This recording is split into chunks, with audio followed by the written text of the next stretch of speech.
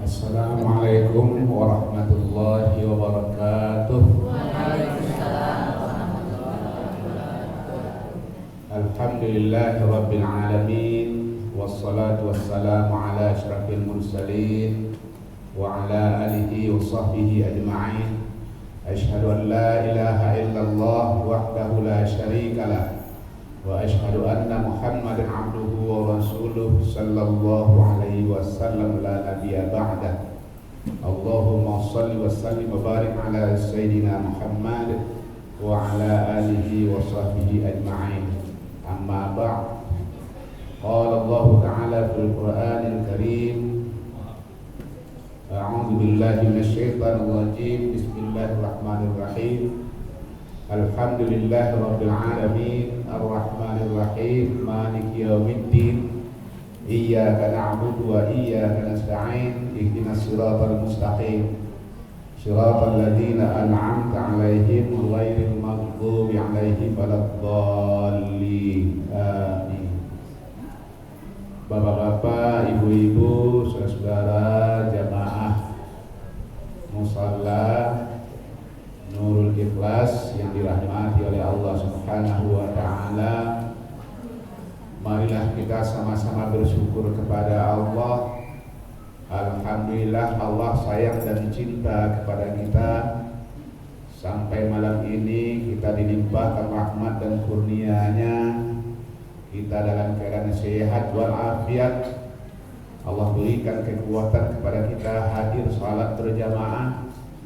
Kemudian juga setelah salat kita akan mendengarkan uraian pelajaran tentang agama kita, yang bagian kita kali ini adalah berbicara tentang tafsir.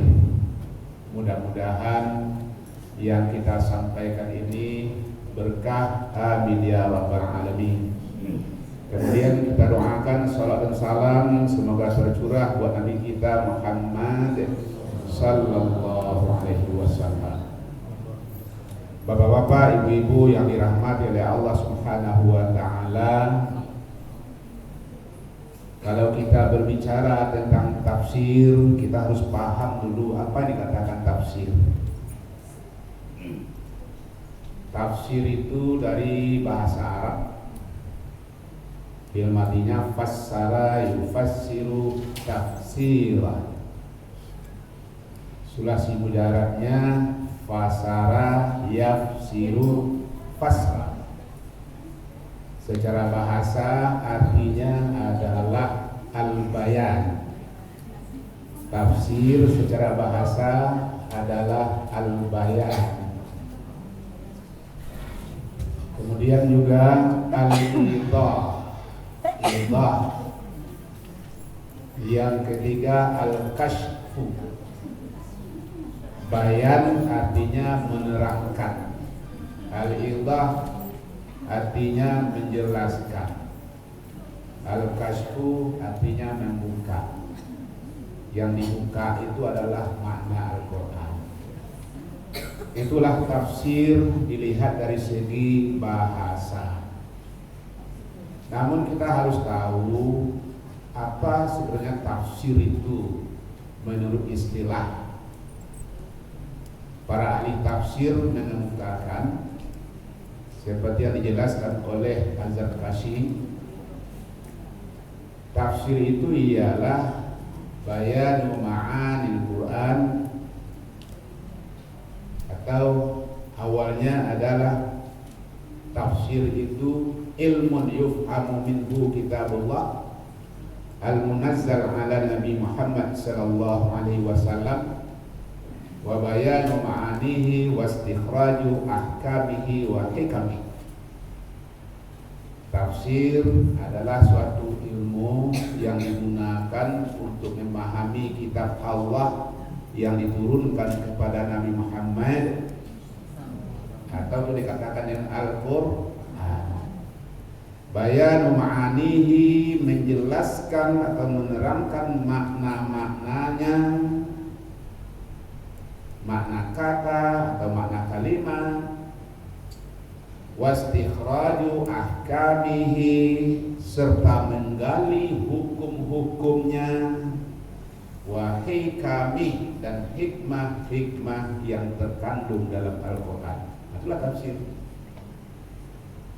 Tafsir bukan sekadar menterjemah.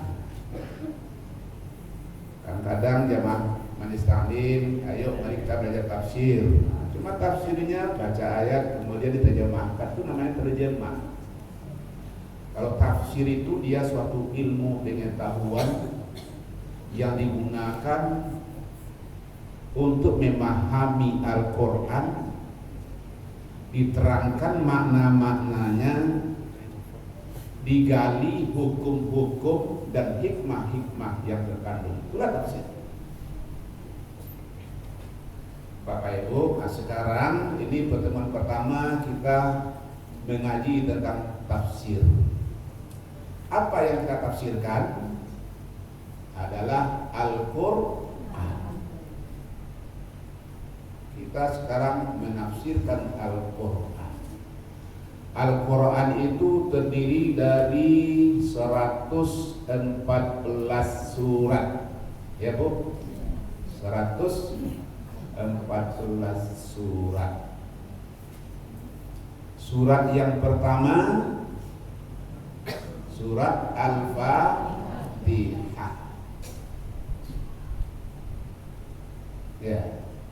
Sekarang kita harus paham dulu apa dikatakan surat.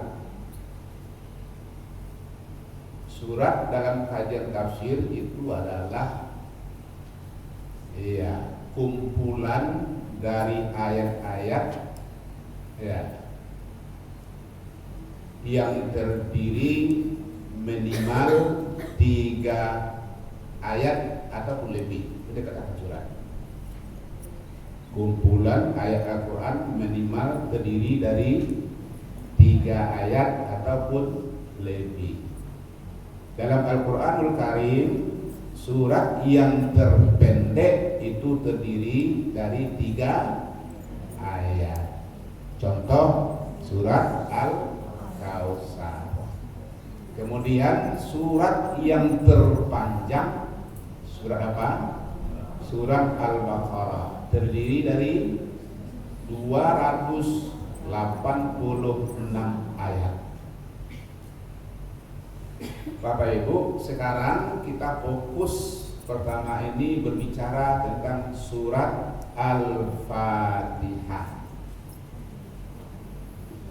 Al-Fatihah itu banyak nama.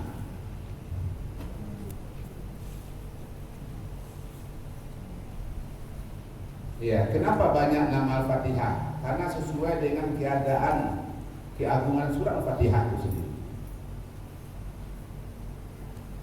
Apa saja namanya? Yang pertama namanya adalah Ummul Quran. Apa itu Ummul Quran? Ibu Al-Quran. Apa dikatakan ibu? Ibu sebagai seorang ibu, apa itu artinya? Tak tahu. Ibu itu adalah tempat kembali, maka dikatakan dia seorang ibu karena anaknya mengadukan sesuatu, persoalannya adalah kepada ibu, itu maka dikatakan dia seorang ibu, tempat kembali anak mengadu. Kalau ada seorang ibu tapi anaknya tidak mau mengadu kepadanya, tidak mau curhat kepadanya, berarti dia tidak lagi berfungsi sebagai ibu. Kan ada ibu, anak hanya lebih peduli dekat dengan pembantu kepada ibu.